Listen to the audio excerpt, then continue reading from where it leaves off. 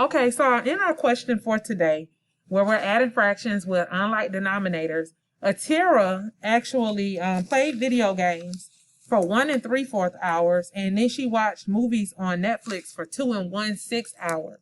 And we want to know how many hours is that all together that Atira did both of these two activities. So the first step is to line both fractions up vertically. Okay, line both fractions up vertically. The second step is to locate the multiples or the least common denominator. And the way to do that is to find the multiples of both denominators.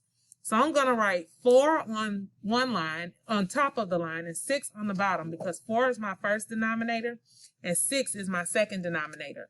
And then I just need the multiples. So the multiples would be the products of any numbers that are multiplied together with 4. So 4 times 1 is 4. 4 times 2 is 8. 4 times 3 is 12. 4 times 4 is 16. And then 4 times 5 is 20. I like to at least go up to 5. And then I do the same thing for 6. 6 times 1 is 6. 6 times 2 is 12.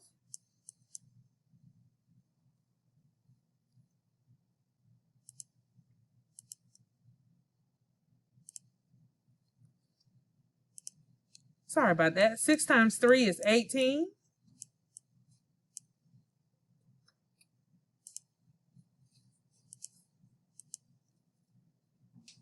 6 times 3 is 18.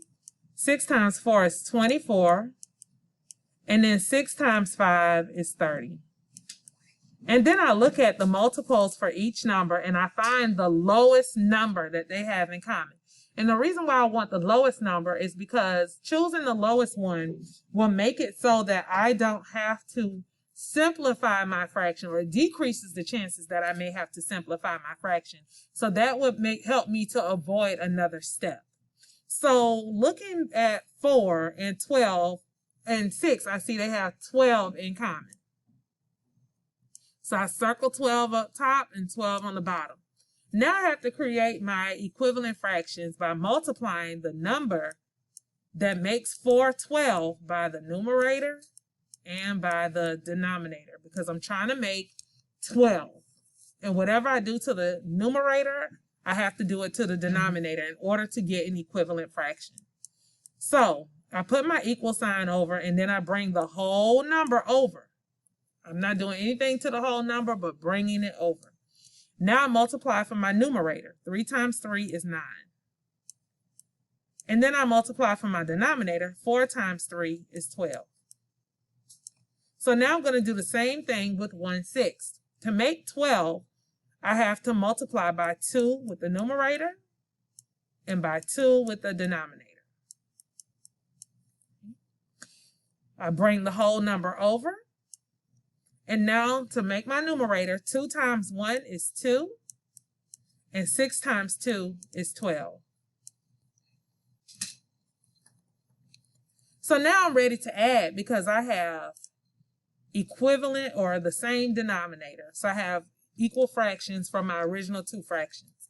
So the first thing to do is to add my whole numbers. 1 plus 2 is 3. Then I'm going to add my numerators. 9 plus 2 is 11. And then I keep my denominator. Now I just need to look at step 4, which is simplify my fraction. So I list out the factors of my numerator, and the factors are the numbers that multiply together to make that numerator. So what numbers multiply together to make 11? The only numbers I know are 1 and 11. So I write them beside the 11.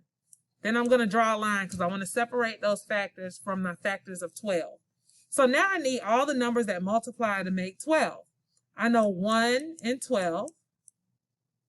Then I know 2 and 6. And 4 and 3. Absolutely, class. So when I look at my numbers, do I have any number in common factors between 11 and 12 besides 1? No.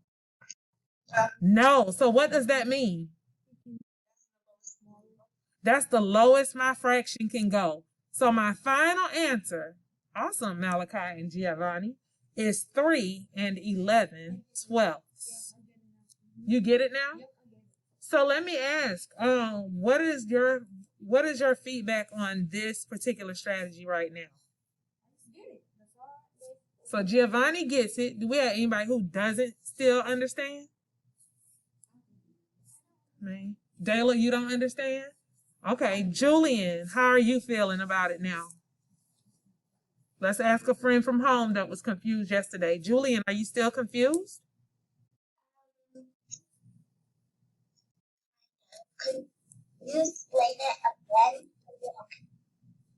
Okay, so I'm going to offer you another strategy. And